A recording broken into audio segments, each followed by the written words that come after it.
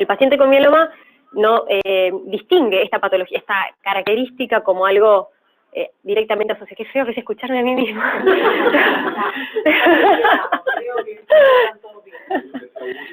Sí, el eco, tremendo. Como algo asociado a algo severo, inmediato, que requiere un diagnóstico. Entonces empezamos a investigar un poco de qué se trata esta sintomatología en conjunto y se va a ir llegando al diagnóstico. Entonces, si mostramos cuáles son los síntomas que el paciente con mieloma tiene a la presentación en líneas generales, casi el 70% va a iniciar con un dolor de huesos, con un dolor de espalda, un dolor óseo generalizado. Pero fíjese que el resto también es bastante inespecífico: pérdida de peso, astenia, disnea, fatiga. No hay nada directo que nos indique una patología hematológica, un cáncer de células plasmáticas, no hay nada que directamente nos lleve a ese diagnóstico. Cuando miramos el conjunto de las gamopatías monoclonales, está casi perfectamente dividido por la mitad. Este 51% corresponde a los pacientes MUs, que son pacientes que van a tener alguna característica alterada, pero que no presentan sintomatología. Andrea nos habló un poquitito de esto, lo vamos a ver ahora con características más detalladas. Y si pasamos a la parte sintomatológica, sí, la manifestación principal es el mieloma múltiple. Por eso asociamos directamente una gamopatía a un mieloma, cuando en realidad la gran mayoría de las gamopatías monoclonales va a ser asintomática, nunca va a progresar a una patología maligna de este tipo y tiene otras características diferenciales. Que si la evaluamos como una línea de evolución, desde que partimos de la célula plasmática totalmente normal y funcionando correctamente hasta llegar al mieloma múltiple, necesariamente vamos a atravesar un periodo donde el paciente se comporta como un paciente con EMBUS, un paciente con mieloma múltiple asintomático, y si sigue evolucionando a llegar a la sintomatología completa del paciente con mieloma múltiple sintomatológico.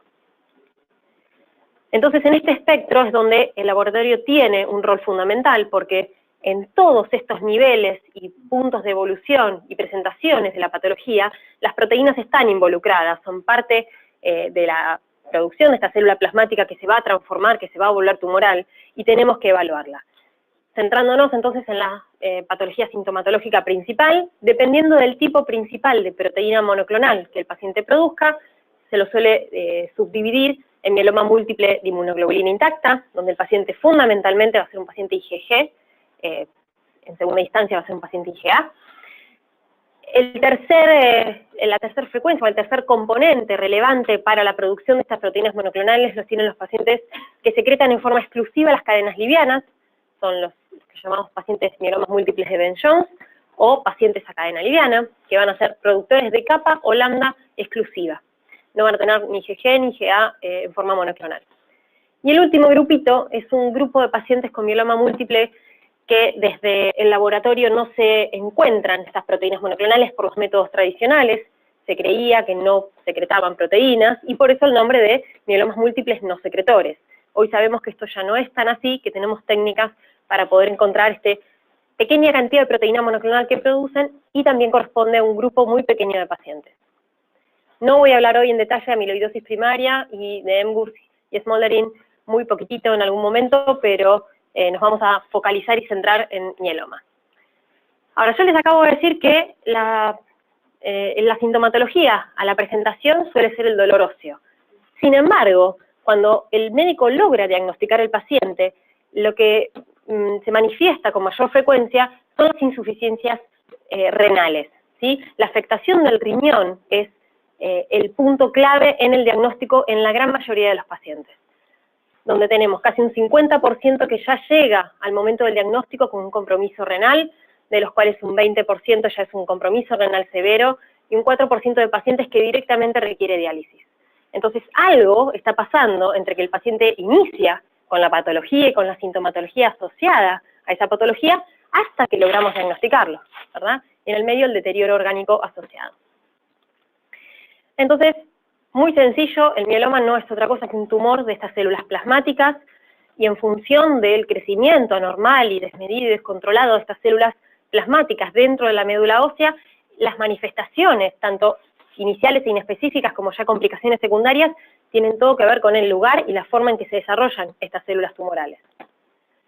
Durante muchísimos años el diagnóstico se basó pura y exclusivamente en la sintomatología del paciente, en el año 2003, el International Myeloma Working Group elabora las guías de sugerencias o de recomendaciones con respecto al manejo de los pacientes con mieloma, destacando 3 puntos claves para llegar al diagnóstico. Por un lado, la disfunción orgánica asociada al mieloma múltiple, es decir, asociada a ese crecimiento desmedido de células tumorales dentro de la médula ósea, y que tiene que ver con la tétrada CRAB, simplemente para recordar la hipercalcemia, la insuficiencia renal, la de anemia y la B larga de hueso en inglés, las lesiones óseas, que es la tétrada de sintomatología más frecuente al momento del diagnóstico de los pacientes, el cual puede tener una o varias de estas características. El segundo punto, la presencia de células plasmáticas clonales en la médula ósea mayor al 10%, como ya vimos temprano en la mañana, esto es un punto clave para el diagnóstico de mieloma. Y el tercero se basa, sí, en lo que nos interesa hoy, la determinación de una proteína monoclonal, ya sea en suero o en orina, estas son las recomendaciones de 2003, encontrar esta proteína monoclonal, poder cuantificarla y tipificarla para poder dar la información completa con respecto a ese paciente. Entonces, ¿de dónde vienen estas cadenas livianas libres? No voy a entrar en detalle porque todo esto lo saben mejor que yo. Células plasmáticas es simplemente un esquema para recordar que son las encargadas de la producción de las inmunoglobulinas y que quizás no todos recuerden que además de la producción de la inmunoglobulina intacta, esa célula plasmática va a liberar una cierta cantidad de excedente de cadena liviana libre que no usó para la formación de las inmunoglobulinas. Es decir, una célula comprometida en la producción de IgG-kappa va a producir una cierta cantidad de IgG-kappa por día y el excedente que le quede de capa libre que no se unió a las cadenas pesadas gamma van a salir en forma de cadena libre. Por eso todos nosotros tenemos un cierto nivel de estas cadenas livianas libres, tanto kappa como lambda en circulación, y esto es fisiológico. Los niveles son bajitos, estamos hablando de alrededor de 20 miligramos por litro de cada una, pero sí lo que se pudo asociar es la relación que existe entre la cantidad de kappa libre en suero y la cantidad de lambda libre en suero en un paciente para poder asociar eso como un marcador de presencia de una clonalidad, ¿sí? Detectar esta gamopatía monoclonal, no tanto como gamopatía monoclonal, pero sí de una alteración clonal en ese paciente. ¿Por qué? Por distintos motivos, esta célula puede activarse y empezar a producir mayor cantidad de IgG-kappa, ¿sí? Está plena infección, IgA, IgM, IgG, todas para arriba. También van a aumentar las cantidades de las cadenas livianas libres que están produciendo. Simplemente porque se activa su metabolismo, produce más proteínas y son parte de lo que secretan. Entonces, en muchas situaciones lo que vemos son elevaciones tanto de kappa como de lambda en un paciente. Eso no quiere decir que el paciente tiene una gamopatía monoclonal. Cuando yo aumento kappa y lambda, pero en la misma proporción, estoy simplemente hablando de que estamos en medio de una infección o en una supresión inmune por determinada cuestión. Siempre que se mantengan juntas, no hay indicios de que eso se asocie a una patología monoclonal. Ahora, cuando una de las dos crece, obviamente, por encima de la otra, sabemos que hay una discreción en favorecer la producción de una de esas proteínas por sobre la otra. Y eso sí está asociado a la presencia de una patología monoclonal, ¿sí? Entonces, por eso, lo que siempre vamos a estar evaluando al momento de inicial del paciente, de conocer al paciente, de hacer el screening inicial o el diagnóstico inicial, es la relación kappa-lambda, ratio, kappa-lambda, cociente, como quieren llamarle, simplemente una división numérica entre los miligramos por litro que tiene de kappa dividido los miligramos por litro que tiene de lambda. Se acabó. Si eso está dentro del rango normal o los parámetros normales, hay poco indicio de que se corresponda con una gamopatía monoclonal. Cuando está por fuera de este rango normal, ahí sí tenemos un indicio fuerte de gamopatía monoclonal. Bien, tampoco voy a entrar en el detalle con electroforesis porque tenemos una experta esta mañana que nos explicó todo, ya sabemos todo. Lo que sí quiero destacar es que esta corrida normal que tenemos de este lado, lo que solemos ver en un paciente, por ejemplo, este sí es un paciente con mieloma múltiple, es este componente monoclonal o componente homogéneo, como aprendimos a decirle hoy, ¿está bien, Andrea? ¿Componente homogéneo? Bueno, este componente homogéneo que detectamos en la electroforesis, es verdad, es correcto, yo no puedo asociar esto directamente a un mieloma, porque hay otras características, hay otras patologías, hay cuestiones clínicas que analizar, otros parámetros de laboratorio, ¿sí? Ninguna prueba en sí misma va a ser directamente asociada en este caso a ningún diagnóstico. Lo que es importante siempre también destacar que la inmunofijación nos va a permitir tipificar ese componente que estamos observando anormal en la muestra del paciente y que nos va a orientar seguramente al diagnóstico. Otro punto que también tiene esta electroforesis es una cuantificación. También destaco lo que hablamos esta mañana, ninguna cuantificación es una cuantificación pura y exclusiva de las proteínas que yo tenga acá adentro, porque hay otras proteínas que también van a correr en este mismo sector y demás, y que si bien al inicio quizás tengo un pico muy marcado y muy fácil de identificar, cuando avancemos y el paciente comience su tratamiento y demás, esos picos ya no van a ser tan marcados y prolijitos, se van a ir haciendo cada vez más anchos, cada vez más difusos, cada vez más planos, el resto de las proteínas policlonales de ese paciente se espera que la médula se recupere, entonces voy a tener un mix muy interesante, que si bien al diagnóstico me va a ayudar mucho, al momento del monitoreo tengo que tener mucho cuidado y la experiencia del observador es sumamente importante. Pero bueno, en este caso no cabría ninguna duda, acá tengo un componente homogéneo, muy claro, muy alterado, que a la vez puedo identificar como una IgG kappa. Lo que ocurre es que no siempre tengo estas situaciones, en muchos casos de mieloma múltiple de cadena liviana no puedo identificar con una electroforesis tradicional cómo está ese componente, no lo puedo ni siquiera detectar, por eso están los mielomas no secretores, justamente porque las electroforesis no nos permiten encontrar ese componente monoclonal o esas proteínas homogéneas en la zona gamma. Voy a tener que aprender, pero es verdad, me sale natural decir componente monoclonal, pero todos entendemos ya de qué estamos hablando.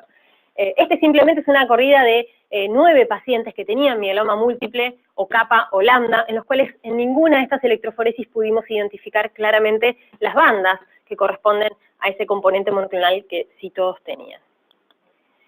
¿Por qué puede suceder esto? Que tenemos que considerar siempre que el paciente, si bien en su mayoría suelen ser IgG y después IgA, hay muchos pacientes que son de cadena liviana exclusiva. Y en esos pacientes de cadena liviana exclusiva se hace difícil con una sola técnica poder encontrar la respuesta.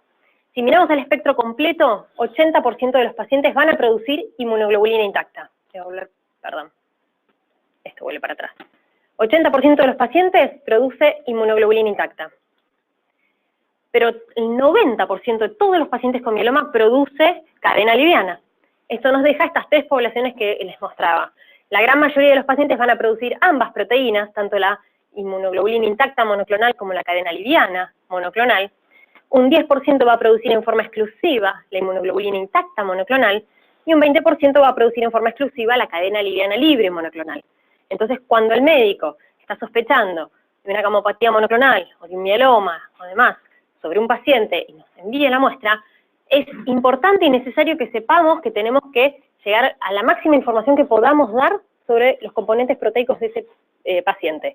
No es lo mismo un paciente IgG que un paciente IgA.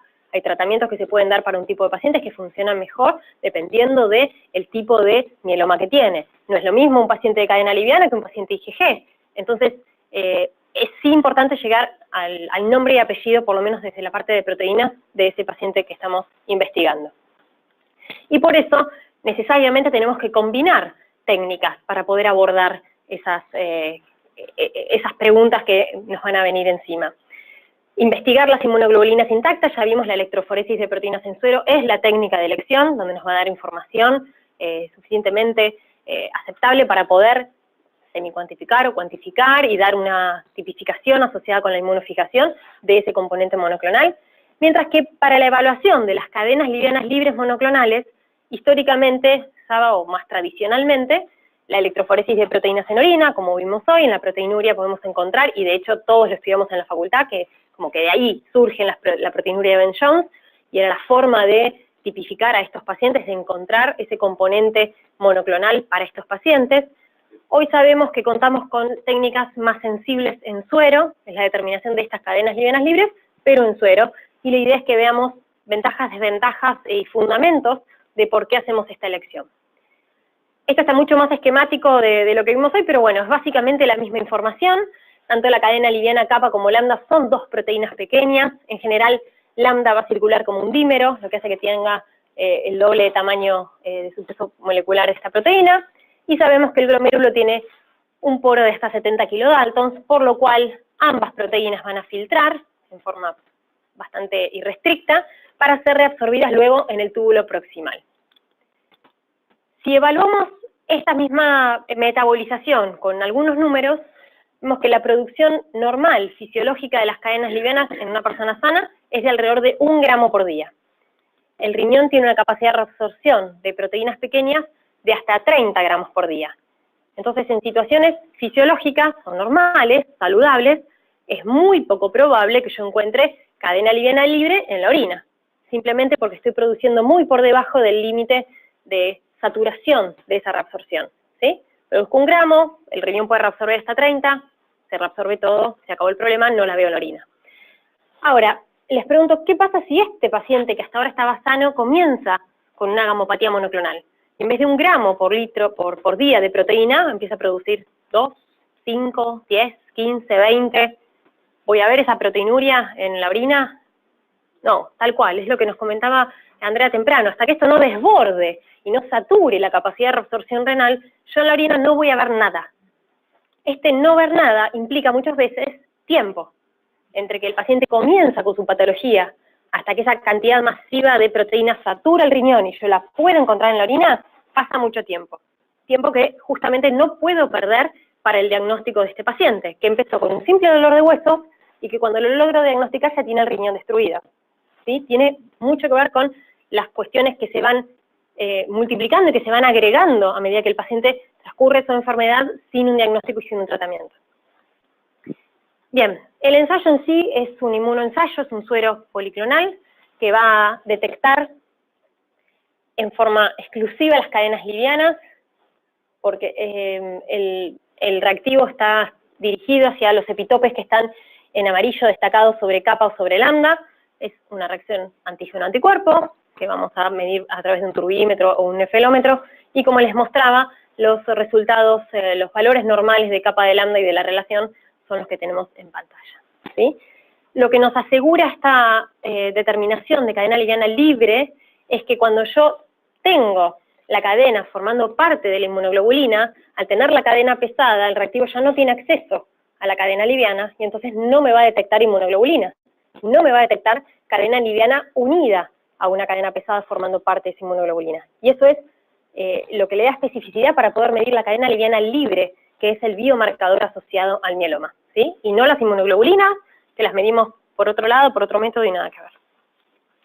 Bien, en el 2009 entonces, ya después de varios años de tener corriendo este ensayo y ver sus ventajas, el International Myeloma Working Group elabora otra guía de sugerencias o de recomendaciones en cuanto al diagnóstico específico de mieloma, mieloidosis y algunas otras gamopatías relacionadas, donde simplifican el esquema de diagnóstico inicial en esto que estamos viendo en pantalla, que es, si no lo ven, se los voy a ir diciendo, simplemente que ante la sospecha de una gamopatía monoclonal que puede venir de hematología, nefrología, medicina interna, atención primaria, quien sea ese médico que primero se encuentra con este paciente, la solicitud al laboratorio sugieren que sea la electroforesis de proteínas en suero junto con el ensayo de cadenas livianas libres en suero. Y ahí se nos abren dos posibilidades. O la electroforesis o las cadenas livianas son positivas. Mari, ¿tenés otro puntero con...? Si son positivas una o ambas, nos vamos hacia la derecha, vamos a ver, hacer una inmunofijación en suero para tipificar, y ya lo tenemos detectado y tipificado. Si la electroforesis de proteínas y las cadenas livianas son negativas, ambas pruebas, pero sospechamos de una amiloidosis primaria y nos vamos hacia la izquierda de la cascada, vamos a pedir la orina 24 horas para poder hacer la electroforesis de proteínas en orina y la inmunofijación en orina para detectar una posible amiloidosis primaria, ¿sí? Después vamos a ir en detalles con números y con algunos estudios que utilizaron justamente esto. ¿Por qué la combinación de electroforesis con cadena liviana? Simplemente por cómo se distribuye la producción de proteínas monoclonales en este paciente, en estos pacientes. Yo tengo un 10% de pacientes que solo producen inmunoglobulina intacta. El ensayo de cadena liviana libre va a dar totalmente normal, porque el paciente no produce cadena liviana libre monoclonal. Entonces va a detectar dentro del rango normal capa y lambda, rango capa sobre lambda dentro del rango normal, no me aporta una información diferencial. La electroforesis sí. La electroforesis me va a mostrar un componente homogéneo, zona gamma, que voy a poder cuantificar, que voy a poder hacer una inmunofijación para ver qué tipo de proteína es. En este grupo del 20% de la derecha, en general, las electroforesis de proteínas en sueros van a tener una baja sensibilidad para la detección de estas proteínas. El ensayo de cadenas livianas libres me va a poder identificar perfectamente estos pacientes, dándome el valor basal que voy a tener de kappa de lambda y de la relación que va a ser el parámetro que yo voy a utilizar para diagnosticar o para iniciar el diagnóstico de este paciente. Sobre el gran grupo del medio, lo más probable es que ambas pruebas me den positivo. Quiere decir que yo vea un componente monoclonal en la electroforesis y que además tenga los valores alterados de cadenas livianas libres. Dependiendo de la sensibilidad, de la cantidad de proteína, en general de la inmunoglobulina intacta que tenga ese paciente, la sensibilidad de la electroforesis para darme más o menor información, pero en general las dos pruebas me van a servir. Por eso es necesaria la combinación de las dos determinaciones. Y por eso están las guías. Este estudio es un análisis que hizo la Clínica Mayo, a través lo dirigió el profesor Katzman, analizando justamente estas combinaciones de pruebas que tenían disponibles.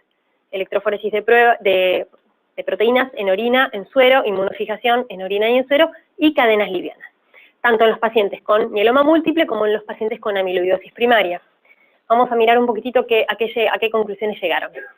Sobre el primer grupo, sobre la izquierda, tenemos los 467 pacientes con mieloma que analizaron.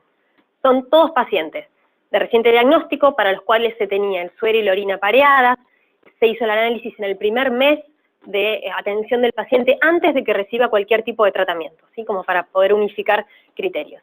Y ven que la primera columna dice 100%, aplicaron las 5 técnicas disponibles, electroforesis ya se las dije, de proteínas suero y orina, inmunofijación suero y orina, y cadenas livianas libres, diagnostican a todos los mieloma múltiples.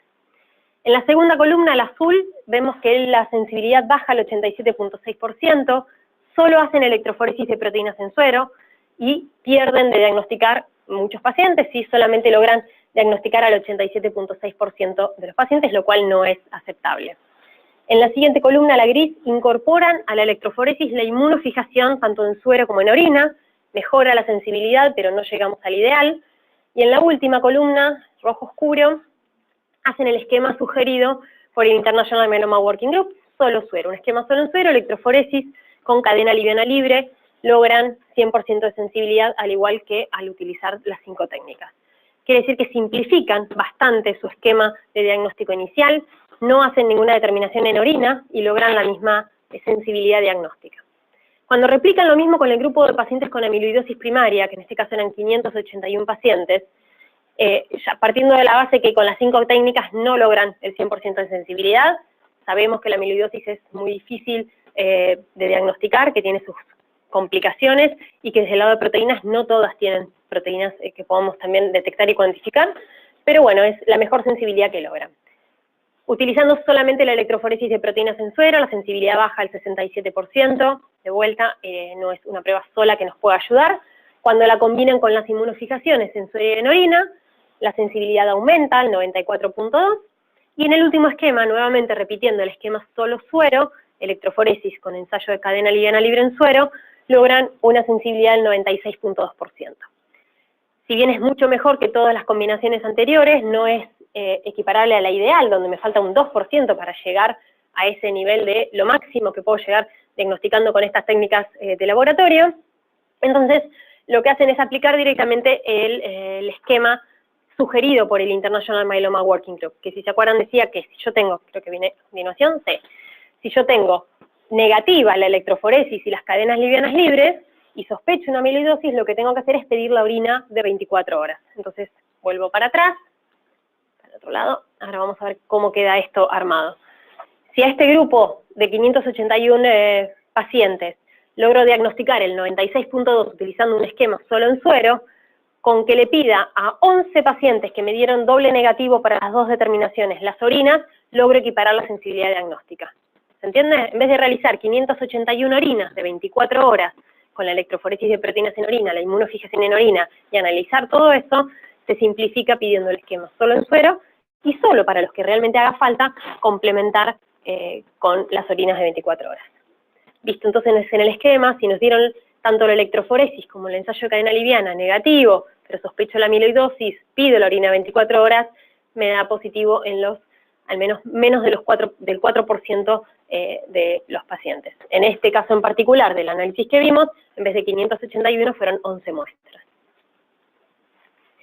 Bien, redondeando entonces el screening, simplemente las guías del International Myeloma Working Group dicen que hasta la sospecha de mieloma múltiple Podríamos pedir electroforesis de proteínas en suero, con la inmunofijación, cadenas livianas libres en suero, el esquema solo en suero para simplificar y hacer eficiente, logramos más del 99% de sensibilidad diagnóstica con este esquema simplificado. Bien, vimos al principio que si bien el paciente inicia con dolor de hueso, con astenia, con fatiga y demás, al momento del diagnóstico ya la complicación renal es un punto importante a tener en cuenta en su enfermedad, en su evaluación de la enfermedad. En este estudio lo que mostraron y el análisis que se hizo fue muy interesante porque lo abarcan desde el inicio. Toman 92 pacientes con mieloma y hacen todo el seguimiento, desde cuál fue el síntoma inicial hasta qué médico fue a consultar por primera vez por esos síntomas, hasta qué cantidad de pruebas y en qué secuencia fueron solicitadas esas pruebas para llegar al diagnóstico, hasta el tiempo del diagnóstico final. Los números son un poco aterradores porque en la mayoría de los casos se demoran más de 6 meses en hacer los diagnósticos. Ahora vamos a ir disgregando un poquitito la información. Es muy claro, como vemos, la gran mayoría de los pacientes fueron al médico generalista, al clínico, sería para nosotros, a preguntar justamente por esta sintomatología así súper en específica. Y fíjense que muy pocos fueron directamente al hematólogo, tenían que ver con cuestiones basadas en la anemia, sobre todo, pero el espectro es súper amplio, dependiendo cuál sea la sintomatología que predomina, el paciente fue a uno u otro médico.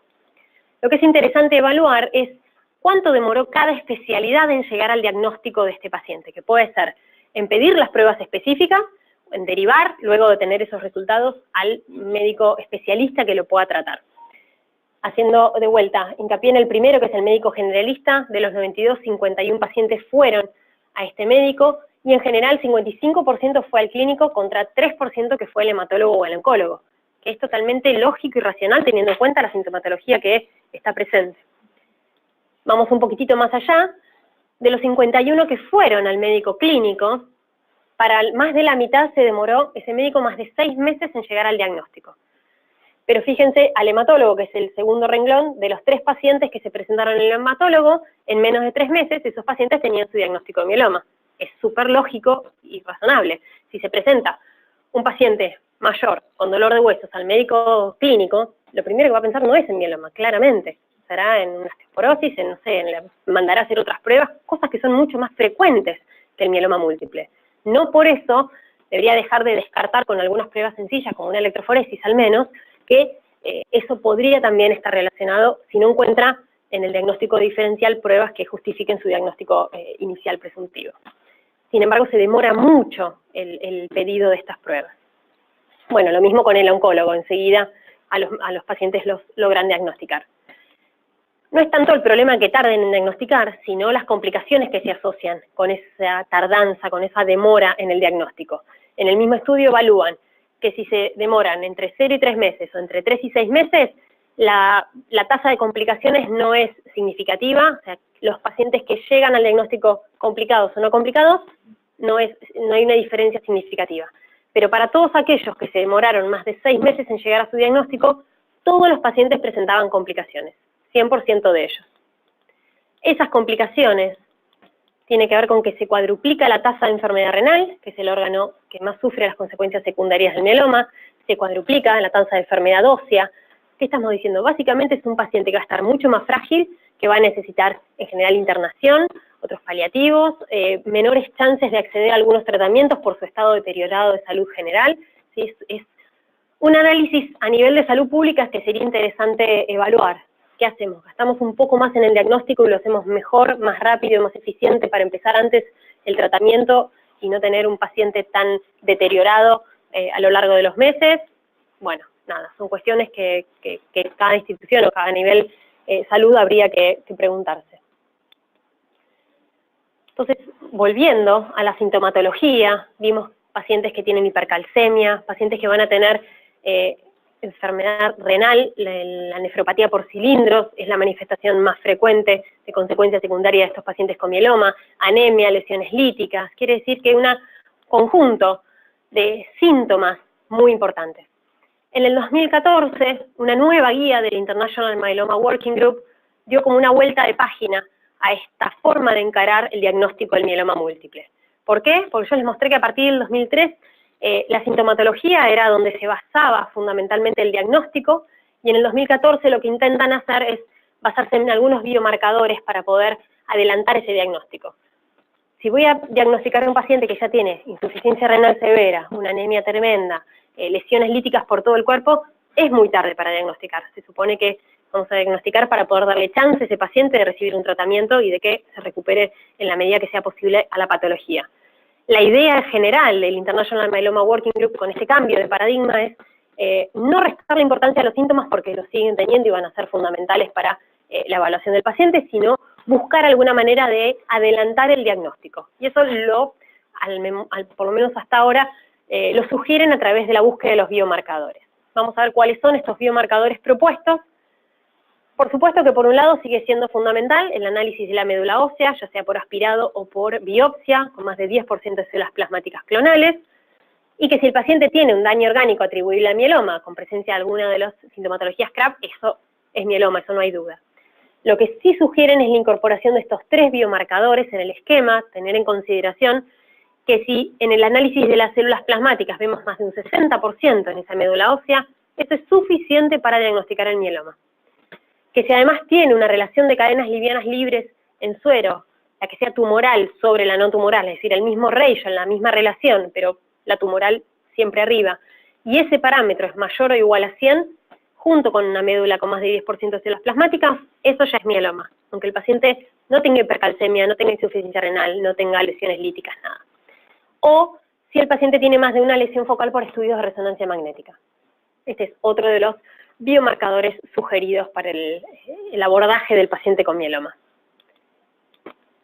¿De dónde viene esto? Si recordamos la evolución que yo les mostré al principio, una célula plasmática normal que se transforma en un MGUS, que se transforma en un mieloma sintomático, que termina siendo un mieloma sintomático, hay unas ciertas características que tienen esos pacientes para ir evolucionando a la etapa siguiente. La búsqueda de esos factores de riesgo, de esas características primordiales que hacen que un paciente evolucione mucho más rápido que otro, dio lugar a muchos análisis para buscar estos biomarcadores. Lo que tenemos acá es un análisis de probabilidad de progresión a malignidad de 2 poblaciones, los pacientes con MGUS y un grupo de mieloma múltiple asintomático. El MGUS es el de abajo, el asintomático es el de arriba. Lo que se observó en este estudio en particular, que hay, luego del diagnóstico de cualquiera de estas 2 patologías, los 2 primeros años, un grupo de pacientes que evoluciona rápidamente a mieloma. Mientras que después si miramos el formato de las 2 curvas, se achatan y se parecen bastante, digamos que la probabilidad de progresión de un MGUS y del resto de los Smoldering en este caso se asemeja bastante. Pero hay algo que llama la atención, que es este primer segmento de la curva, que rápidamente hace que estos pacientes sí evolucionen a mieloma múltiple. Una de las cuestiones que se analizó sobre esta población, que se llamaba mieloma múltiple asintomático de muy alto riesgo, es que justamente sabían que en menos de 2 años iban a desarrollar mieloma, y que tenían, entre otras características, la que llamó la atención fue una diferencia entre sus valores de cadenas livianas muy dispares. ¿Qué quiere decir esto? Más de 100 veces de diferencia entre los valores que tenían de kappa y de lambda. Una de las 2 es la tumoral, con la otra tienen una diferencia sustancial. Y en este análisis se notan claramente 2 poblaciones. La primera, la que está arriba, son pacientes que tienen una relación de cadena liviana libre muy diferente, entre 0.01 o mayor o igual a 100, quiere decir bien extremas, mientras que la segunda población que vemos abajo tienen relaciones, en este caso entre kappa y lambda, más tendiendo hacia lo normal, menos de 100 veces de diferencia. Se nota claramente cuando vemos la probabilidad media de progresión, el primer grupo de alto riesgo en 15 meses progresaban a mieloma, comparado con 55 meses de probabilidad de progresión media que tiene el segundo grupo, ¿sí? ¿Qué quiere decir esto traducido? Si tengo cadenas livianas libres muy diferentes entre ellas, quiere decir una muy elevada con respecto a la otra, es un factor de riesgo directo para la progresión a malignidad. Además de esto, dieron un paso adicional, este grupo de mieloma múltiple asintomático de muy alto riesgo, si se lo considerase como mieloma, ¿qué hacemos? Le damos tratamiento. Si le dan tratamiento, lo que ven es que hay un mejor tiempo libre de progresión y una mejor sobrevida global comparado con los pacientes en idénticas condiciones a los que no se les ofreció tratamiento como si fuesen mieloma. ¿Sí? ¿Se entiende? ¿Sí o no? Sí. Entonces, ¿cómo cambian los criterios diagnósticos a partir del 2014? ¿Qué consideraciones tenemos que tener? Seguimos teniendo 3 condiciones: MGUS, mieloma sintomático, mieloma múltiple. Según los criterios tradicionales 2003, los MGUS son aquellos pacientes que tienen menos de 10% de células plasmáticas clonales en la médula ósea y menos de 30 gramos por litro de proteína en la electroforesis de proteínas C0 detectadas. Y sin daño orgánico, por supuesto, es un paciente asintomático. El mieloma múltiple asintomático ya es un pasito más avanzado, son pacientes que tienen más de 10% de células plasmáticas clonales en la médula ósea y o más de 30 gramos por litro de proteína monoclonal sin daño orgánico. El mieloma múltiple es el paciente que ya tiene presente daño orgánico con estas células anormales. ¿Qué es lo que cambia a partir del 2014? Bueno, los criterios dicen básicamente lo mismo. Lo único que se cambia es la definición o el concepto de daño orgánico, lo amplían y usan el término evento definitorio de mieloma, en los cuales van a estar, por supuesto, incluidos los biomarcadores. Dicho de otra manera, para que quede más gráficamente ejemplificado, si yo tengo una médula con más de 10% de células plasmáticas clonales y alguno de los criterios CRAB, por ejemplo, insuficiencia renal asociada al mieloma, tengo diagnóstico de mieloma. Si no tengo nada de sintomatología, pero tengo alguno de los biomarcadores, por ejemplo, una relación muy alterada de cadenas livianas libres en suero, esto también es mieloma. Este es entonces el conjunto de eventos definitorios de mieloma, la suma de los criterios CRAB junto a los biomarcadores. ¿Y cómo impacta esto? ¿Cuál es el sentido que tuvo? Bueno, por un lado, fundamentalmente diagnosticar más temprano, ¿sí? Lograr ese diagnóstico temprano de estos pacientes. El daño orgánico ya no es requerido para el diagnóstico de mieloma, sabemos que lo podemos diagnosticar basándonos en los biomarcadores. Se reconocen estos biomarcadores y lo que hacen es ayudarnos a encontrar a esos pacientes que sabemos con un 80% de probabilidad que en menos de 2 años van a desarrollar mieloma, ¿sí? Eso ya me lo está diciendo las características. Sin embargo, en el resto de las entidades, tanto el mieloma múltiple asintomático como el MGUS siguen siendo patologías reconocidas y tienen sus características, y esto expande el número potencial de pacientes a tratar, lo cual nos permite comenzar el tratamiento en mejores condiciones generales de su salud. Bien, ¿alguno tiene experiencia en la medición de cadenas livianas libres en suero? Sí, levanten la mano, no sean tímidas. Bien. Es una medición particular. ¿Por qué? Porque siempre hay 3 parámetros en juego, ¿sí? No es que yo voy a tener un solo valor, urea, creatinina, tengo un solo valor, un rango de referencia y se acabó. Cuando estoy midiendo cadenas livianas libres en suero, siempre voy a tener la determinación del valor de kappa libre en suero, el valor de lambda libre en suero y el valor de la relación. Entonces, estamos constantemente jugando con 3 parámetros, lo cual hace a veces un poco, no digo difícil la interpretación, porque la interpretación no es más que un valor numérico que me da un equipo y estoy mirando qué concentración tiene de cada proteína y haciendo una relación, sino entender un poco a qué vamos con eso, y sobre todo cuando los médicos empiezan a recibir este tipo de informes, suele haber mucho ida y vuelta de consultas. ¿Cuál es la idea y qué les quiero mostrar con este tipo de gráfico? Este es el tipo de gráfico que en general usamos o se usan para los informes de cadenas livianas libres. Lo que tenemos son los valores de lambda libre en suero en el eje Y, los valores de kappa libre en suero en el eje X, y las 2 líneas paralelas lo que están conteniendo es el rango normal de la relación kappa sobre lambda. Yo puse los numeritos arriba para que podamos ver entre 0,26 y 1,65. Las crucecitas en rojo son donantes sanos de sangre que se utilizaron para elaborar estos rangos normales. Los triángulos en azul son todos pacientes con mieloma de cadena liviana lambda, y todos los cuadrados en negro son pacientes de mieloma de cadena liviana kappa.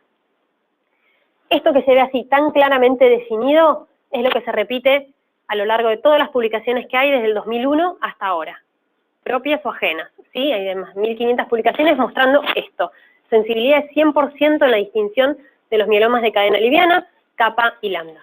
Todo lo que esté por debajo de 0,26, es una pena que no funcione todo, pero bueno, todo lo que esté a la izquierda y arriba del punto de corte 0,26 va a indicar un secretor de tipo lambda, todo lo que esté por abajo y a la derecha de 1,65 va a indicar un secretor de tipo kappa. Bien, y esto es otra forma de mostrarlo. Si tenemos la línea dentro de lo normal, secreto más de 1,65 en la relación kappa sobre lambda, es un secretor kappa, y menos es de 0,26 es un secretor lambda.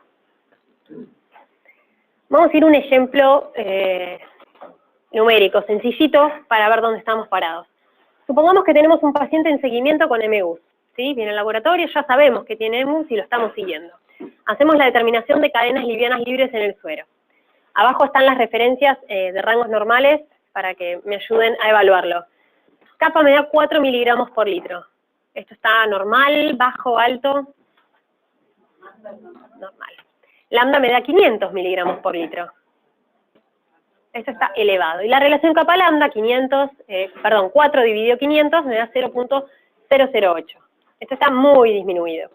Además sé, por la inmunofijación, que es negativo, la electroforesis y la inmunofijación daban negativos, que la función renal está normal, que la hemoglobina está normal, que el calcio está normal. ¿Qué puedo sugerir?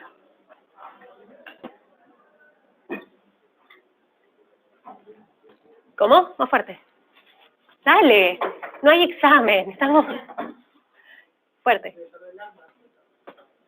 Bien, secretor lambda, está bien. Secretor lambda, sí, perdón. ¿Qué más? Sé que es un EMGUS, ¿sí? Eso ya me lo dicen los antecedentes clínicos, yo lo vengo siguiendo. Ahora de repente me aparece con este panorama, una proteína en 500 miligramos, una relación muy disminuida. ¿Tiene criterios Krauss? No, no tiene ni un solo criterio Krauss. ¿Tiene algún biomarcador? Sí, tiene un biomarcador, ¿sí? Entonces, eso ya me tiene que llamar la atención. Tengo un valor de relación de cadenas livianas libres muy alterado. Eso no es normal. Es un paciente que yo venía siguiendo con EMGUS y que de repente me llama la atención porque sus valores se dispararon. Si bien no tiene CAB, justamente es un paciente que tengo que aprovechar para que inmediatamente vea a su hematólogo otra vez y vean qué hay que hacer con esto.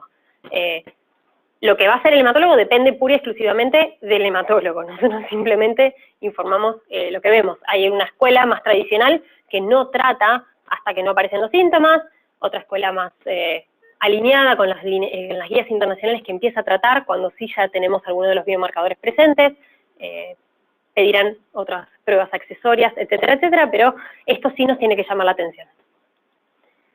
Si lo vemos en el gráfico completo, donde además de los mielomas de cadena liviana kappa y lambda, digamos que es hacia donde apuntó primero poder tener esta tecnología en la mano, ¿sí? Esto, digamos, este ensayo vino a cubrir una deficiencia en diagnóstico que estaba presente, porque estábamos diagnosticando pura y exclusivamente con la orina de los pacientes, eso era demasiado tardío para poder hacer el diagnóstico y con baja sensibilidad, además de cubrir las necesidades insatisfechas para el diagnóstico de los pacientes con mieloma de cadena liviana, se evaluaron en otras entidades con muy buenos resultados también.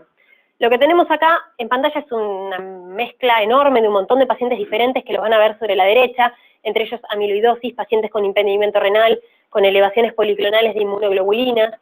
Y lo que para mí, aunque parece un caos, este gráfico ayuda es a entender dónde está parado ese paciente. ¿Por qué? Porque voy a poder evaluar mediante la relación kappa-lambda que tenga y según en qué región caiga ese paciente, cómo se está comportando. Vamos de a poco. Lambda de vuelta en el eje Y, tenemos además dividido en los puntos de corte de su rango de referencia normal. Esto es normal, esto es bajo, esto es alto. Lo mismo para kappa. Este es el rango de referencia normal para kappa, esto es bajo y todo esto es alto. Y las dos líneas paralelas siempre contienen el rango de referencia entre 0,26 y 1,65, si es lo que tengo validado, ¿sí? Entonces, esto de alguna manera me permite ubicar que si mi paciente cae en una región por acá, yo ya sé que, bueno, kappa está elevado, lambda dentro del rango normal, la relación kappa-lambda está alterada, tengo un secretor kappa, pero con una médula dentro de todo funcionante porque los niveles de lambda no se afectaron. Diferente es si está en este sector, donde además de tener kappa elevado y tener una relación kappa-lambda alterada por ser un secretor kappa, tengo lambda disminuido. Entonces ya sé que hay una afectación más severa de esa médula ósea. O que si estoy en este sector, donde tengo las dos cadenas elevadas, una alteración de la relación kappa-lambda que me indica que es un secretor kappa, porque está por encima de unos 65, pero que al tener lambda elevado, tengo dos opciones. O está cursando también con una infección, que no es poco frecuente en un paciente con mieloma, porque están deteriorados, o con un impedimento renal, que hace que se me acumulen las proteínas en el suero. Estas dos proteínas filtran por riñón. Entonces, si yo tengo un impedimento renal, que también es muy común en los pacientes con mieloma, puedo llegar a tener esta situación de elevación de ambas proteínas, con una relación alterada y siempre con una de las dos tumoral. Por eso también necesito los otros parámetros. Ya la inmunofijación me dijo que era un secretor kappa, listo. Tenían electroforesis positiva o no, pero tengo información desde otros lugares para saber dónde estoy parado. Nunca un solo valor de laboratorio me va a poder decir qué hacer ni dónde estoy parado, sino que esa combinación entre la clínica y el resto de los parámetros de laboratorio me va a ayudar.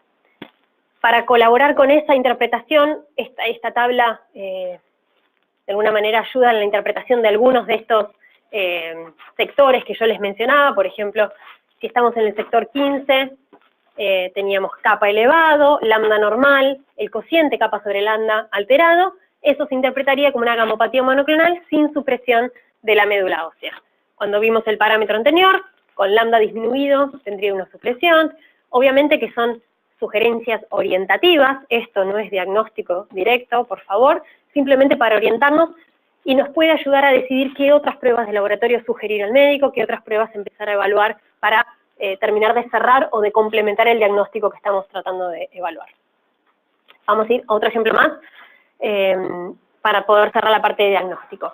Tenemos un paciente en falla renal, no sabemos la causa de esa falla renal, pero hacemos la determinación, nos piden determinación de cadenas livianas, kappa está en 200 miligramos por litro, está muy alto, lambda está en 100 miligramos por litro, también está alto, y la relación kappa sobre lambda está en 2, también está alto. Tenemos una electroforesis y una inmunofijación urinaria negativos, pero el paciente está en una falla, tiene una enfermedad renal crónica de grado 5, o sea, una falla importante. ¿Podemos decir que tiene una gamopatía monoclonal asociada también a esa falla renal o no? Claramente que con estos tres números no podemos decir nada, ¿no? Pero no importa. A modo de ejercicio acá y de juego entre nosotros, no podemos decir nada. ¿Por qué? Porque sabemos que los valores de cadenas livianas también se afectan por la función renal. En un paciente normal, donde la función renal está correcta, vamos a filtrar y todos los mismos parámetros que yo les mostré al principio.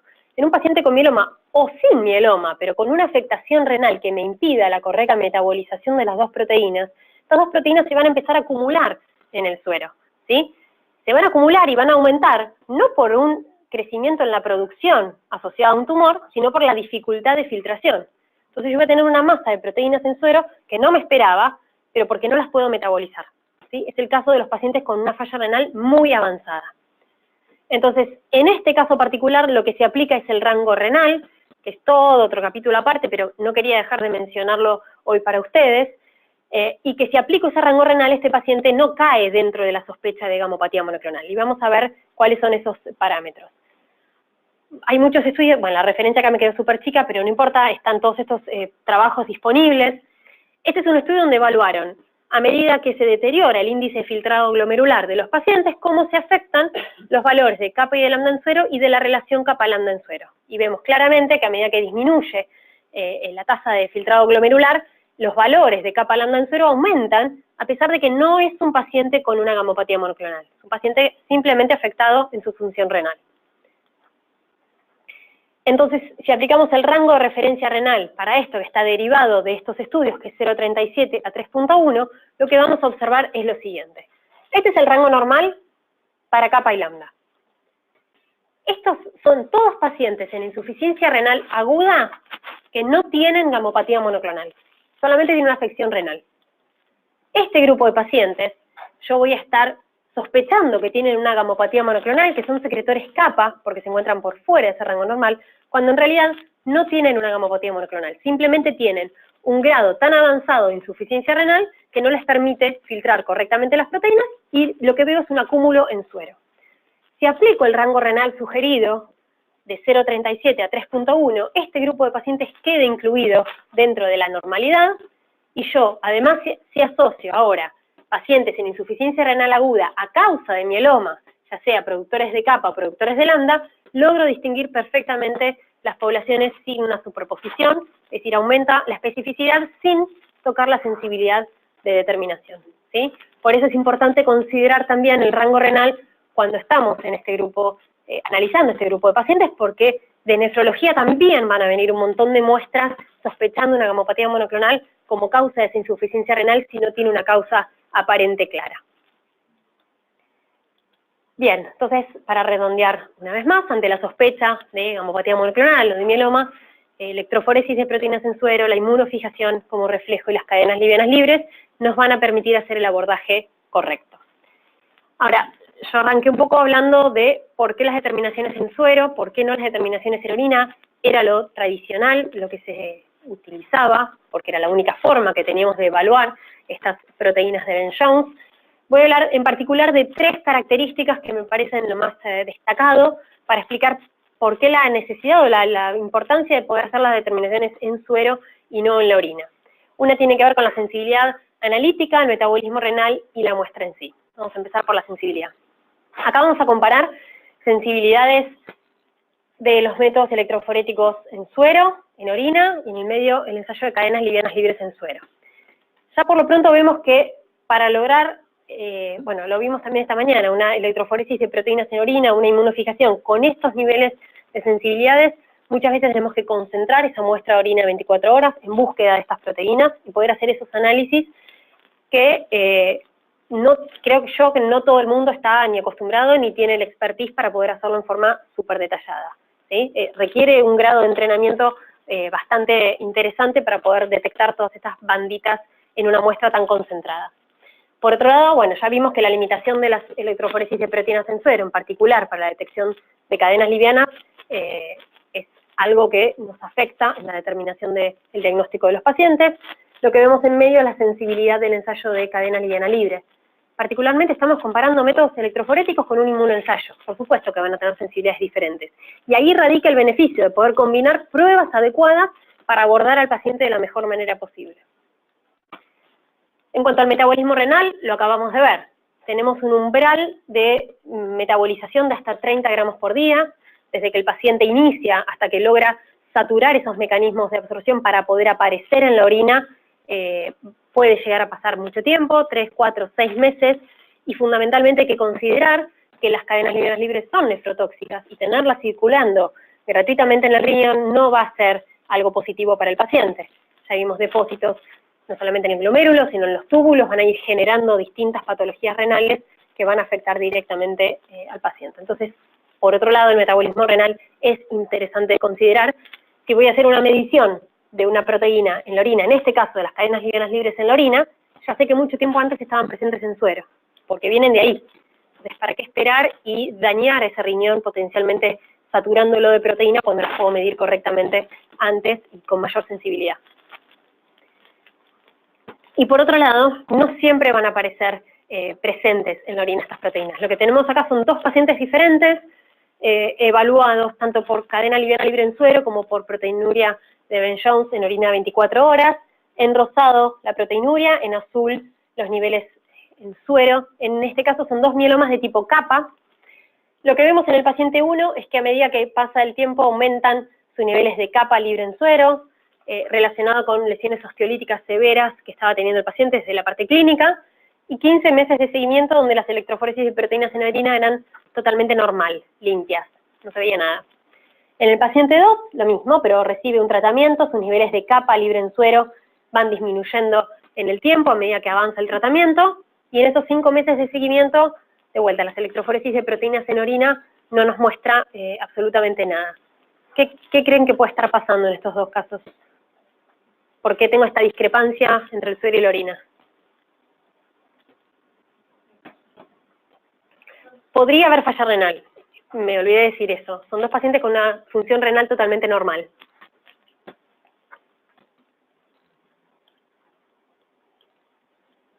¿Puedo ver esto en la clínica? O sea, ¿puedo ver esto en el laboratorio? ¿Puedo tener esta discrepancia? Las del fondo. ¿Sí? Sí. Exactamente. Exactamente. Es un paciente con una función renal normal, por ende está metabolizando toda esta cantidad de kappa en exceso que le está llegando y directamente no llega a la orina porque la metaboliza. ¿Sí? No saturé esos 30 gramos de proteína límite que tiene de saturación el riñón en este sentido, entonces no llega a la orina y no la detecto porque no llegó todavía. La tengo positiva o alterada en el suero, pero no traspasé ese umbral de saturación renal. Y esto puede ocurrir.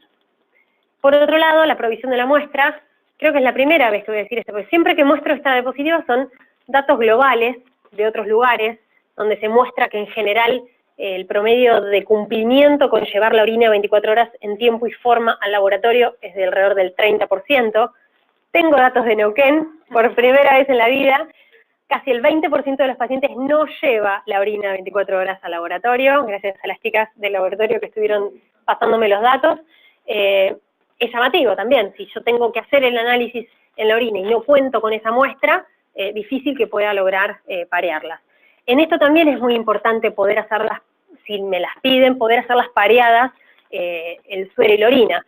No es tan crítico ni tan drástico como con el líquido cefalorraquídeo, pero si el paciente en el medio inicia un tratamiento, me trae hoy viene y se saca suero, y dentro de 2, 3, 4, 5 días me trae la orina 24 horas, no es una muestra que me sirva. Yo necesito obtener las muestras en el mismo día. Cualquier modificación me va a afectar. Las cadenas livianas libres tienen una vida media muy corta, entre 2 y 6 horas. No es lo mismo tener la muestra hoy que seguir dentro de 3 días analizando más o menos cómo siguió el asunto, ¿sí? Bien, entonces resumiendo ventajas de la medición en suero, tenemos una sensibilidad 10 veces del ensayo de cadenas livianas libres con respecto a la inmunofijación en orina. Las cadenas livianas libres no siempre van a estar presentes en la orina porque dependen del metabolismo renal y no siempre voy a tener esta muestra a disposición, mientras que por una cosa o por la otra el suero del paciente sí va a estar disponible. Es la misma muestra de suero que se usa para la electroforesis, así que en general la voy a tener a la mano. Bien, para resumir entonces, lograr hacer el diagnóstico rápido, en esto vienen la nueva tendencia de recomendaciones y de guías internacionales. La Sociedad Argentina de Hematología se hizo eco de estas recomendaciones internacionales, incorporó estas técnicas también dentro de sus recomendaciones. Es fundamental poder hacer el diagnóstico rápido del paciente para que reciba rápidamente el tratamiento. A partir del 2015 se aprobaron una serie de drogas muy importantes para mieloma múltiple que tienen muy buen impacto en la sobrevida del paciente y entonces hay por eso mucho interés en hacer diagnósticos rápidos para que puedan acceder rápidamente a esos esquemas terapéuticos. Hacemos un cortecito ahora. ¿Alguno tiene alguna pregunta, alguna duda, algún comentario, algún caso que nos quiera comentar? Sí. ¿Hay algún estudio donde comparen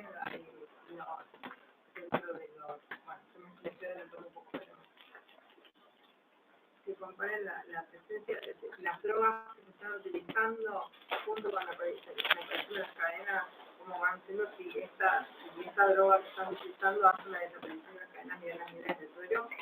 Es que las cadenas livianas libres se usan para determinar la eficacia de la droga, del tratamiento. Sí, pero el tema es que hay algún estudio que está haciendo con estas nuevas drogas que han aparecido que están empezando a utilizar y que... Sí. Todo el monitoreo, en general el monitoreo, perdón, pero en general el monitoreo se hace, entre otras cosas, con cadenas livianas. Entonces es la manera de ver cómo está evolucionando el paciente. Un dato que no es menor y que venía por ahí apuntada a tu pregunta, es que dentro de las nuevas drogas que hay para mieloma hay algunos anticuerpos monoclonales. Esos anticuerpos monoclonales son IgG-kappa, que es un problema, porque la mayoría de los pacientes con mieloma son IgG-kappa. Entonces lo que se ve en las electroforesis son bandas de IgG que no sé si se trata del mieloma de mi paciente o de la droga que está recibiendo. Y ahí viene bastante complicación, bueno, con el daratumumab, que para el monitoreo no se puede utilizar las técnicas tradicionales, entonces las alternativas... bueno, es un problema. Si son IgG, son un problema porque voy a ver una banda que no voy a poder identificar si es propia del paciente o es la droga que está recibiendo. En esos casos, la única salvación es hacer algo que no dependa de la medición del IgG. Entonces, cadenas livianas te va a ayudar, seguro. Me imaginaba que venía por ahí.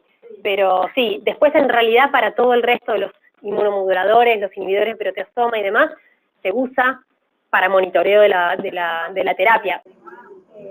Bueno, la segunda parte, la idea era mostrar la aplicación de esta técnica también para el monitoreo y el seguimiento de los pacientes.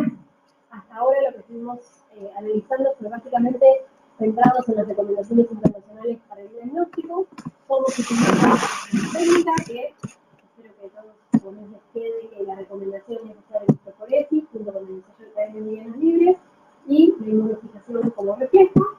Esta combinación de pruebas tiene sentido porque los pacientes con mieloma tienen dos tipos de proteínas diferentes que pueden estar secretadas juntas o en forma diferencial una y la otra, entonces necesariamente tengo que combinar pruebas para hacerlo. Y el objetivo final es hacer el diagnóstico lo más se pueden, biomarcadores, y si no, los pasos iniciales de la sintomatología para poder dar inicio rápido al tratamiento. ¿Sí? Eso sería un resumen de lo que vimos en la primera parte. Ahora que vamos a hablar de monitoreo o del seguimiento del paciente en la terapia, la idea es saber si puedo utilizar lo mismo, cómo utilizarlo, por qué, cuáles son los fundamentos y qué características me van a permitir hacer un correcto seguimiento del paciente. ¿Esto me lo pasa ahí?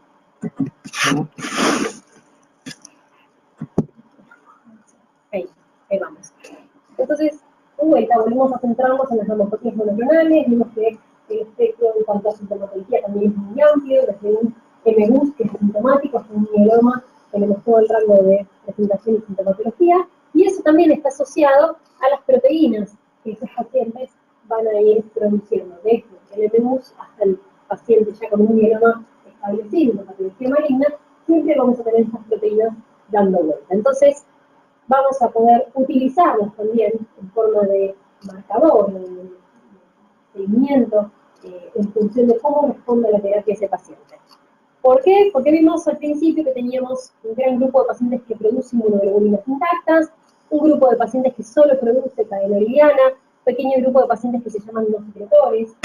En general, casi todos estos pacientes van a producir, además, cadena liviana. Ya vimos que la inmunoglobulina intacta, alrededor del 90%, produce una cadena liviana que está asociada a esto. Bien, entonces, además de utilizar esta proteína para el diagnóstico, para el monitoreo, también la vamos a poder utilizar.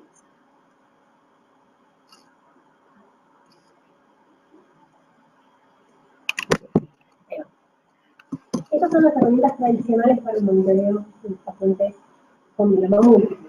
Usualmente la electroforesis de proteínas en suero y la inmunofijación nos van a permitir conocer distinta información. También es importante destacar qué utilidad va a tener cada una de estas pruebas. Porque si bien la electroforesis de proteínas en suero me va a poder indicar cómo está comportándose este componente monoclonal que observamos desde el diagnóstico y que esperamos a medida que transcurre el tratamiento vaya disminuyendo ese pico y se vaya haciendo realmente la respuesta policlonal, que es lo que deseamos observar, también es verdad que la inmunofijación no nos va a dar otra información que la tipificación. Ya lo vimos esta mañana, no nos permite cuantificar. Simplemente me da información de capa, de lambda, capa solo, etc. No me va a permitir cuantificar. Entonces también es parte de nuestra responsabilidad saber qué pruebas utilizar, cuándo, cómo informar o educar al médico en lo posible para saber si nos está pidiendo algún monitoreo solamente una inmunificación. No tiene mucho sentido. Porque yo, la idea que necesito en el monitoreo es saber que las células tumorales están disminuyendo. Como no puedo estar metida dentro de toda esa médula ósea todo el tiempo, busco algún analito, algún parámetro de laboratorio que me permite evaluarlo. Si yo veo que las proteínas monoclonales van disminuyendo en el tiempo a medida que el paciente avanza en su terapia, es un indicador de que esas células tumorales están siendo atacadas por esa droga. Si solamente me fijo en capa y nada más, bueno, por ahí tenía 5.000 gramos de fabrica al principio, ahora tengo 2, y no lo puedo saber porque voy a tener la misma evaluación, presente y presente. Entonces, lo importante es saber qué utilidad le damos a cada uno de los parámetros en los distintos momentos.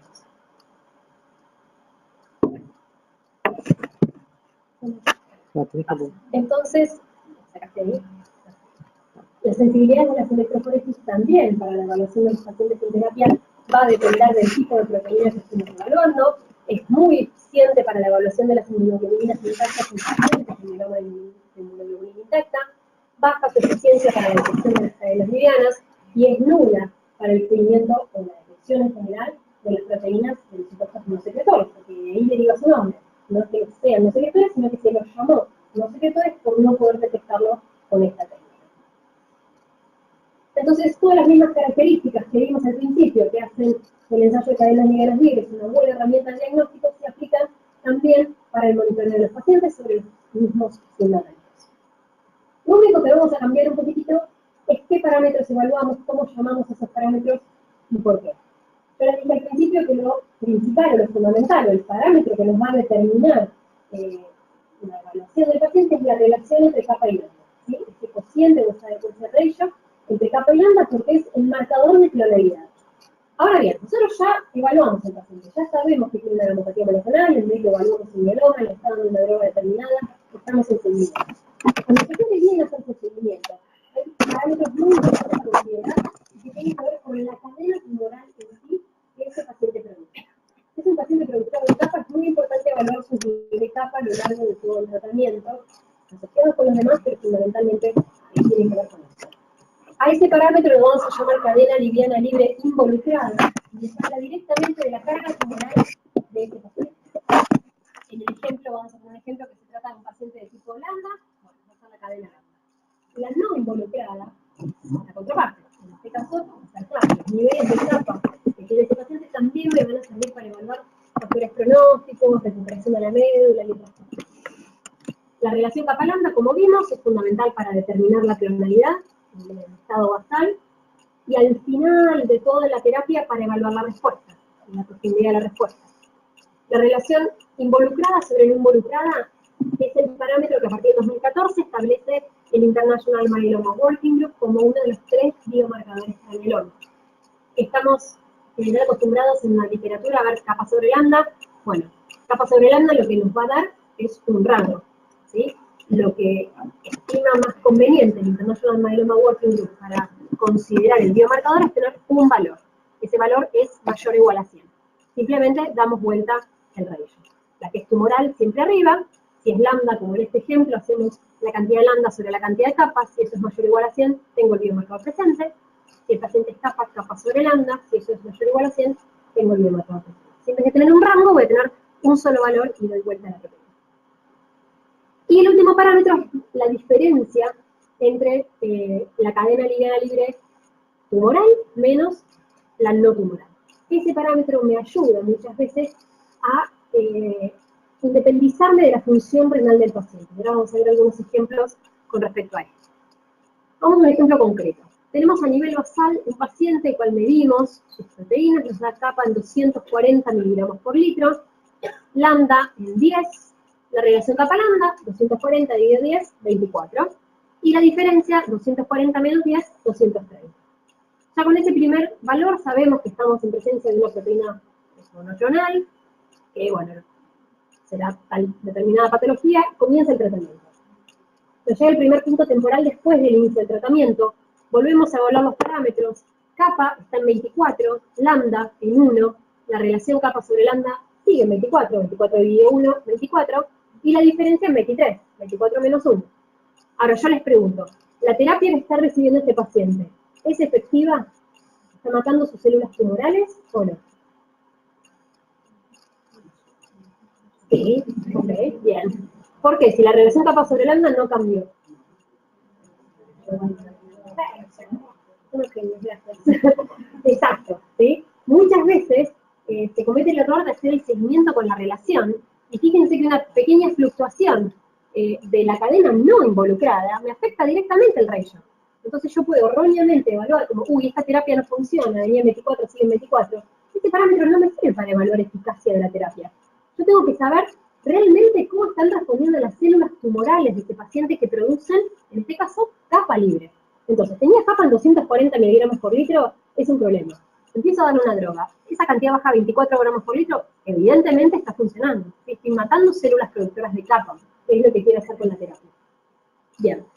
Que el lambda haya bajado de 10 a 1 pueden ser distintas cuestiones. Si jugamos con los números, hasta a veces tenemos una diferencia, si sube de 1 a 2, de 3 a 5. Fíjense que estamos hablando de miligramos por litro, analíticamente insignificante, o sea, no tiene ninguna importancia clínica.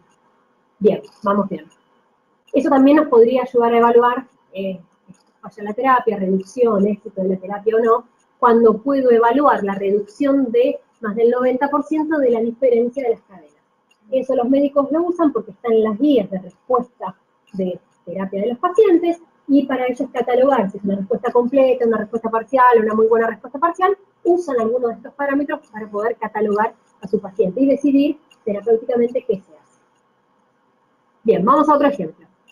Nivel basal. Tenemos 500 miligramos por litro de capa. Elevado, lambda está en 10, la relación 500 dividido 10 está en 50, la diferencia en 490. Primer punto temporal, tengo todo lo mismo, el paciente desarrolla una deficiencia renal. Capa se eleva a 520 miligramos por litro, lambda en 30, la relación baja a 17 y la diferencia se mantiene igual, 490. Siguiente punto temporal, el paciente sube de vuelta sus niveles de capa, 550, lambda en 60, la relación baja a 9 y la diferencia se mantiene igual. ¿Qué está pasando? Primero, ¿la terapia funciona? El paciente está empeorando, está en una recaída porque aumentan sus niveles de capa. ¿Creen que es porque el paciente está aumentando la producción, porque crece más su tumor? Exactamente, ¿sí? La diferencia, lo que yo estoy viendo acá, no es, por un lado, mi recuperación, porque el rayo baja, no tiene nada que ver con eso. Las dos cadenas aumentan, la tumoral y la no tumoral. Eso solo se puede ver a una deficiencia de filtración o a una infección concomitante que me aumente las proteínas inmunoglobulinas. En este caso tenemos el dato de una deficiencia renal. Entonces, la terapia no funciona, pero no es que el paciente esté empeorando. Se eleva a causa de la deficiencia de filtración, no del aumento de producción. Y ese parámetro, fíjense que la diferencia me lo marca muy claramente. Nunca se modificó, siempre tuve la misma cantidad relativa de las dos proteínas, ¿sí? Entonces, dependiendo cuál es la situación clínica del paciente, algún parámetro me da más información que otra. Lo que sí es importante saber es que si no es el punto inicial basal del paciente, la relación capa-lambda no la puedo usar para monitorear, porque puedo erróneamente creer que está funcionando cuando eso no es así, y son fluctuaciones también muy pequeñas de la cadena no involucrada, ¿sí? Bien, esto también está puesto en las guías, no es que lo inventé yo, ¿no? Las guías del 2009 establecen, además de los parámetros de diagnóstico, las sugerencias de monitoreo. Si bien no establecen una línea de tiempo para hacer el monitoreo del paciente con mieloma, lo que sugieren es, en cada punto del monitoreo que el médico requiera hacer sobre su paciente, incorporar la determinación de cadenas livianas libres, porque aporta información clínica relevante. Entonces, resumiendo, ¿cuáles son las recomendaciones internacionales? Para el diagnóstico, la evaluación de la relación, creo que nos quedó claro, es el parámetro, es el marcador del mieloma. La relación involucrada sobre no involucrada es un artefacto para tener un solo número y no un rango, pero es exactamente lo mismo. Nos define clonalidad, nos define el biomarcador del mieloma. Y para el monitoreo, uso la cadena involucrada o uso la diferencia entre las cadenas, que es lo que me va a permitir evaluar correctamente cómo responde ese paciente a la terapia. Cuando el paciente termina la terapia, el médico decide que son 4 ciclos, 6 ciclos, lo que sea, y quiere evaluar profundidad de la respuesta, uno de los parámetros que va a pedir otra vez es el parámetro de cadenas livianas. Si ese paciente logra normalizar nuevamente su relación entre capa y lambda, tiene mejor pronóstico que si no lo hace.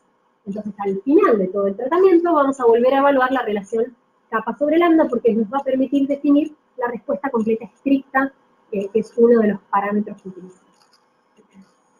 Entonces, vamos a ver distintos puntos de por qué monitorear usando cadenas livianas libres.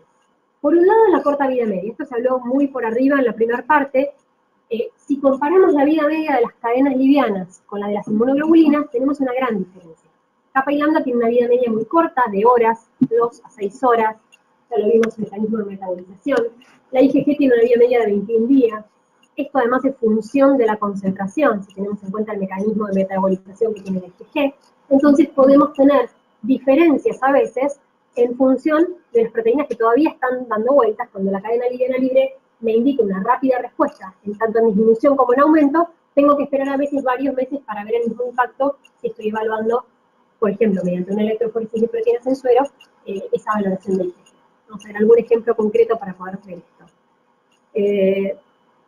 Lo que tenemos acá son los valores, el seguimiento del paciente en 1400 días desde la presentación, en azul con los niveles de capa que comienzan elevados y van disminuyendo en función del primer tratamiento, en rojo la cantidad de IgG monoclonal que tenía el paciente, debajo tenemos como referencias cómo fueron evolucionando electroforesis de proteínas de este paciente. Llega un punto donde desaparecen y ya no las puedo evaluar más. Y fíjense que en realidad lo que nos permite una rápida evaluación de eficacia o no de la respuesta también es esta caída rápida que tienen las cadenas livianas al inicio del tratamiento. Esa droga que estaba recibiendo realmente es muy efectiva, baja rápidamente y lo puedo evaluar. A veces no necesito evaluar tan rápidamente a los pocos días, puedo esperar 2 o 3 meses iniciales, pero en otras veces no.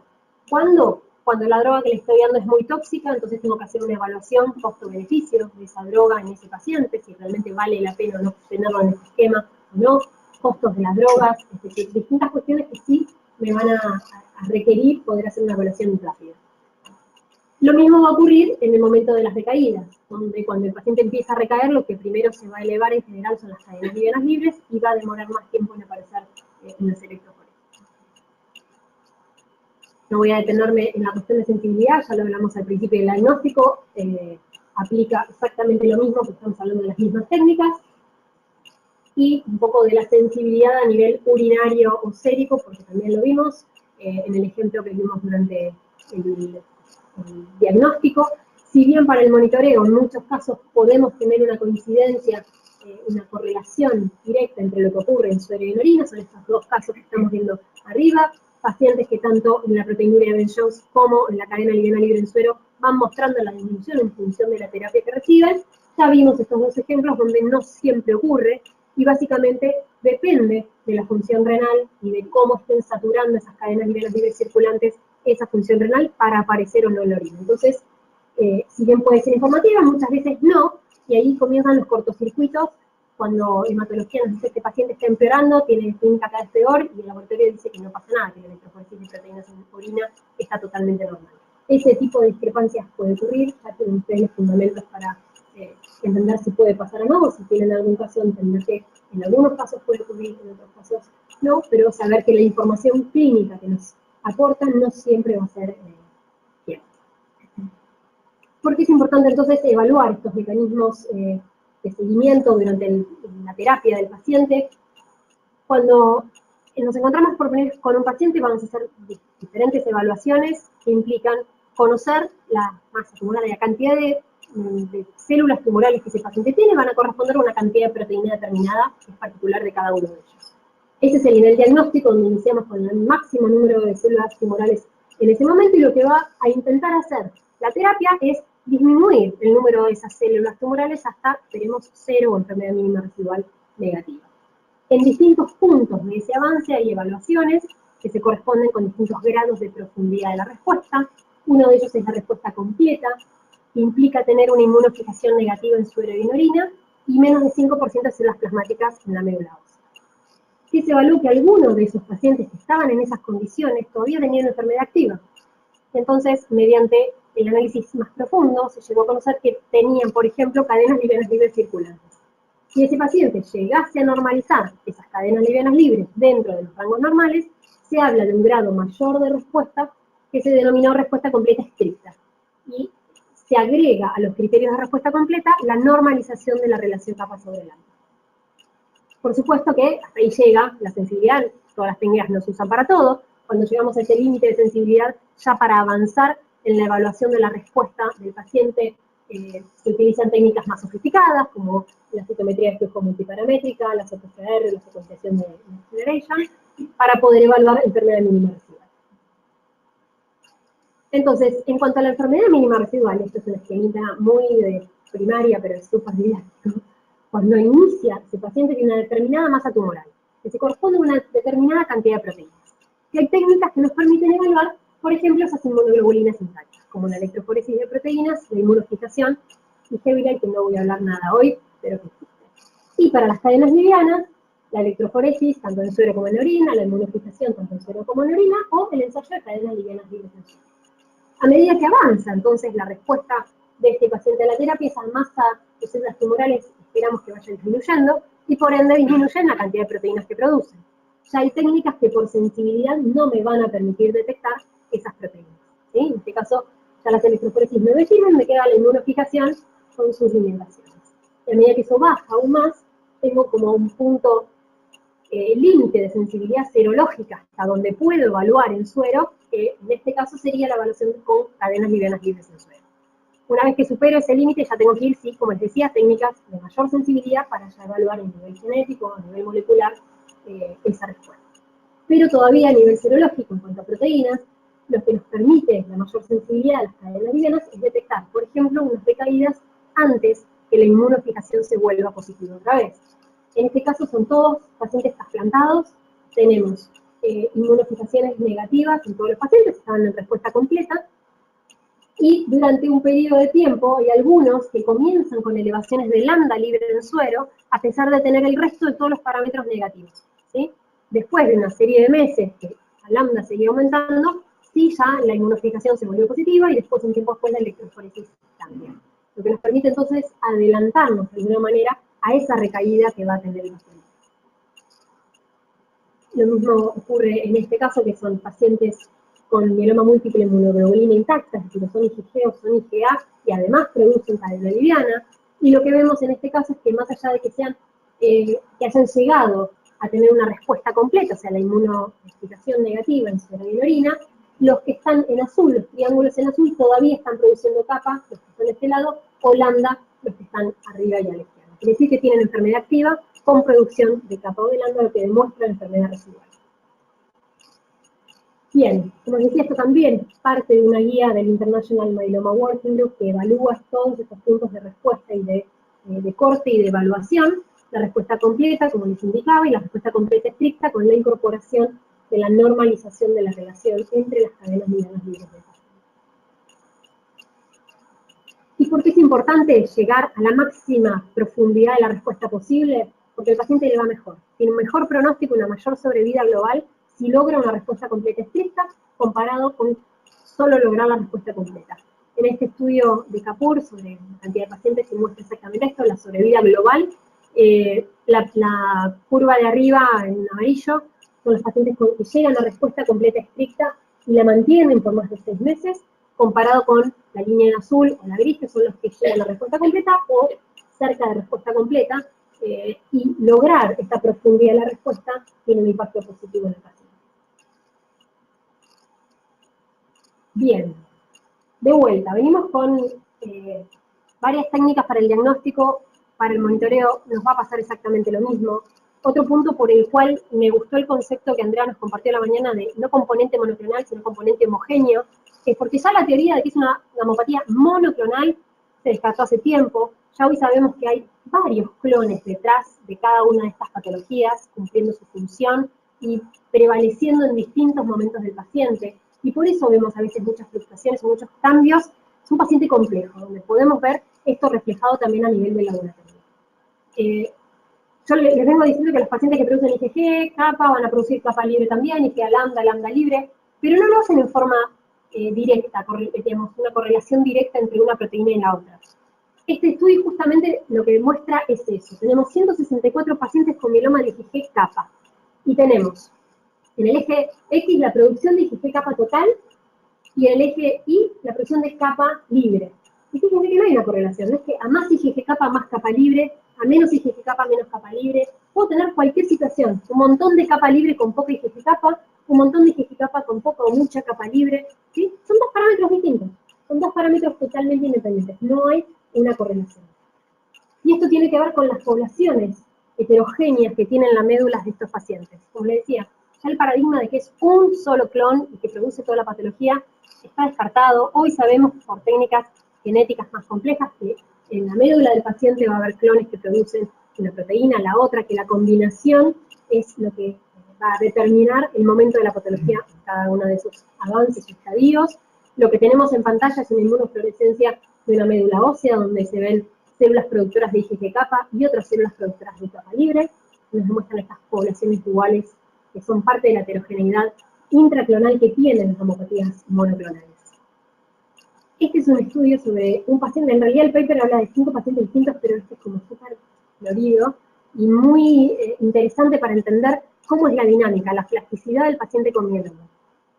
Al inicio del paciente, cuando lo empiezan a investigar, el paciente, no me acuerdo qué, pero supongamos IgG capa, y tenía, lo que vemos acá es la distribución de clones patológicos al diagnóstico. La mayoría, el 72%, correspondía a esta IgG capa, supongamos. Los otros son otros tipos de clones productores de otras proteínas. A medida que avanza, comienza con un tipo de tratamiento, hace una remisión, le cambian el tratamiento, hace una recaída, cambian el tratamiento. Fíjense cómo los colores de la torta van mostrando la modificación del clon predominante en cada una de estas situaciones. ¿Qué quiere decir esto? Que la presión que ejerce la quimioterapia en un determinado momento, si bien puede ser muy efectiva y destruir un cierto grupo de clones, algún clon subyacente que resiste a ese mecanismo de ataque puede hacerse prevalente, como lo vemos en el clon verde, que aparece después de la segunda recaída, y va a tener la predominancia en esa patología en ese momento, ¿sí? Siguen avanzando y este paciente termina falleciendo de una leucemia de células plasmáticas con el clon azul. que si lo analizamos al principio, yo dije que hay 5 clones, se ven 4, ¿no? Gris, verde, naranja y rojo, hay uno azul mínimo, que era el más chiquitito de todos, que era justamente un clon productor de cadena liviana libre, que es el que termina haciéndose cargo de la patología final.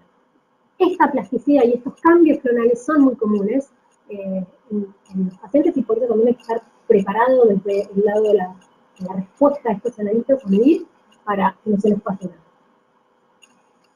En el estudio de Samarin fueron un poquito más allá, se hicieron algo un poquito más poblacional, con 126 pacientes con mieloma, y analizan a la presentación qué grupo de pacientes secretaba solamente cadena liviana, qué grupo de pacientes secretaba las dos proteínas, cadena liviana y la inmunoglobulina intacta asociada, o qué grupo de pacientes secretaba solamente la inmunoglobulina intacta. Tenemos claramente los 3 estratos, 22% solamente cadena liviana, 68% las dos, y el 10% solamente la inmunoglobulina intacta. Todos estos pacientes tienen un tratamiento, todos llegan a respuesta completa, y todos en algún momento hacen una recaída, ¿sí? Es decir, vuelve la enfermedad a estar activa. En ese momento de la recaída, en este estudio volvieron a analizar los patrones de expresión de sus proteínas monoclonales. Vamos a ver qué encontraron.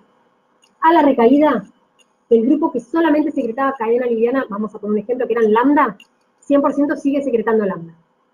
Del grupo que era IgG lambda, con lambda libre, 38% sigue secretando IgG lambda con lambda libre, 22% se queda secretando solo lambda, y 40% se queda secretando solamente la IgG lambda.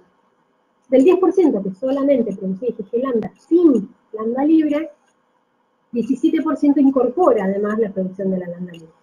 Es decir, que hay un cambio en los patrones de expresión de estas proteínas monoclonales, que en este estudio fue del 44%. 44% de los pacientes cambiaron la expresión de su proteína monoclonal a lo largo del tratamiento. Sí, hay uno de los fenómenos que es más estudiado, sobre todo en los pacientes IgA, que se llama escape de cadena liviana, que es cuando este paciente, que era IgA, supongamos, deja de producir la IgA para producir solamente la cadena liviana asociada. Es este ejemplo justamente que tenemos ahora, era un IgA lambda, que recibe un tratamiento, disminuyen todos los parámetros, y fíjense que al final la elevación de la curva en rojo indica una elevación solamente de lambda libre. Y toda la clínica y la patología asociada a la recaída tuvo que ver con la expresión de lambda libre monoclonal, y ya no de IgA, que estaba totalmente dentro del rango normal y permaneció así durante el resto del tratamiento del paciente. Este escape de cadena liviana, como les decía, es más frecuente en los pacientes IgA que en los pacientes IgG. Alrededor del 20% de los IgA van a sufrir este escape en algún momento de su terapia, de su avance. Lo que es particularmente llamativo es que para estos pacientes la estadística fue que el 50% de las proteinurias nos da información y el 50% no.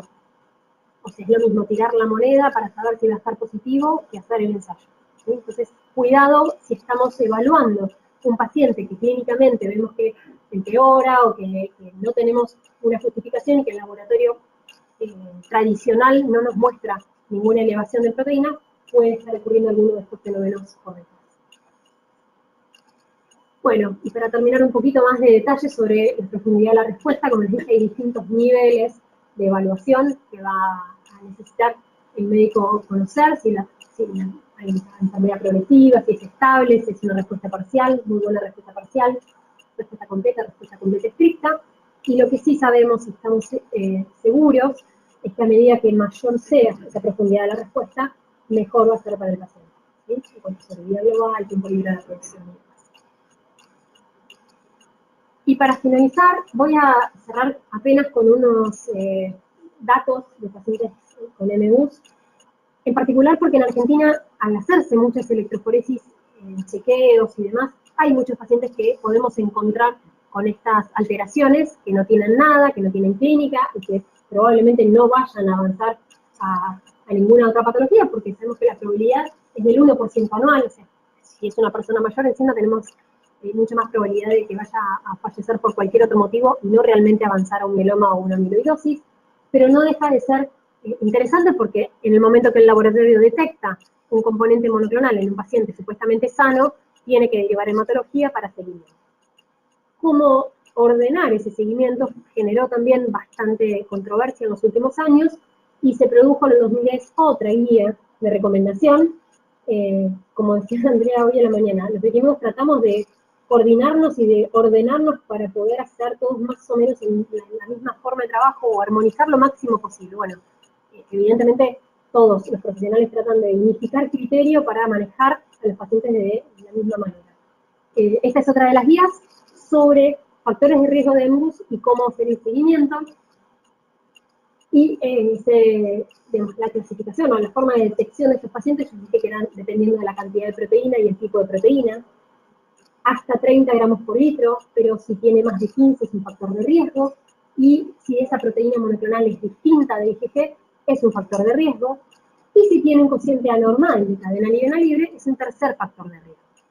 Esto nos va a ayudar a clasificar o estratificar a esos pacientes con EMBUS según la cantidad de factores de riesgo que tienen, teniendo en cuenta que el de abajo es ningún factor de riesgo, 1, 2 o los 3 factores de riesgo, que es la línea punteada de arriba. Este riesgo de progresión aumenta mucho si sumo factores de riesgo en esta población.